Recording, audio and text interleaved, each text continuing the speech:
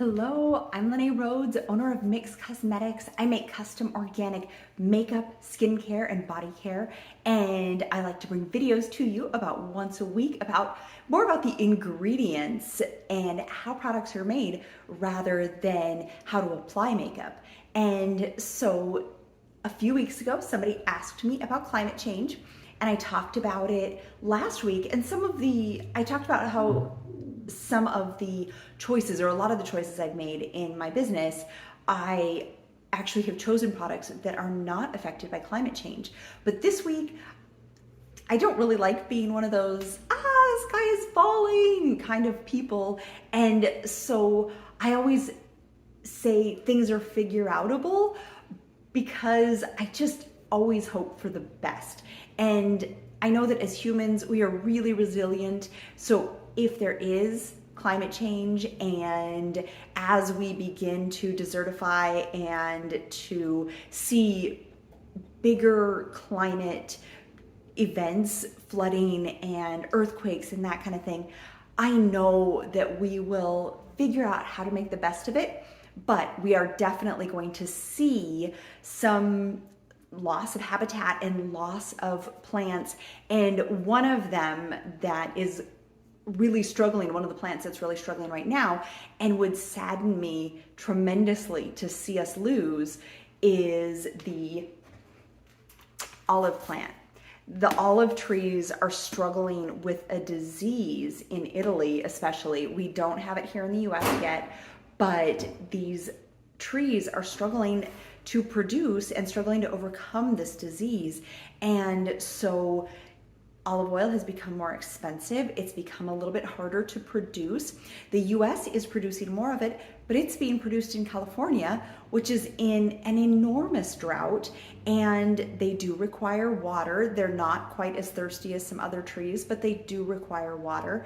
And so honestly, like the almond trees have been just torn out by the hundreds, thousands this past summer in California because they're too thirsty, they're too greedy for resources, and they're just not salvageable. And so almond was something that I cut out of my ingredient list a long time ago because so many people are allergic to nuts. And so I actually don't use almond oil because of the nut issue.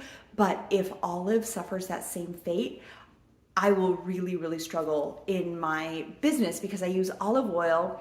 I use 25% to 30% olive oil in my soaps.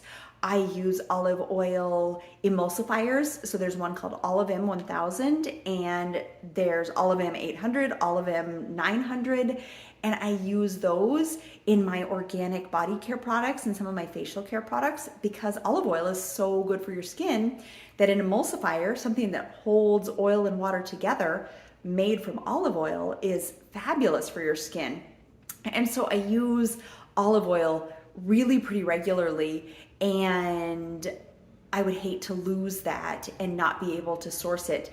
I have used something called glycerol stearate, which comes from sugar somewhat, and sugar is still okay. Like, it doesn't seem as if the sugar harvest is in danger. So that's one of the things that there are always other options, and everything is figure outable.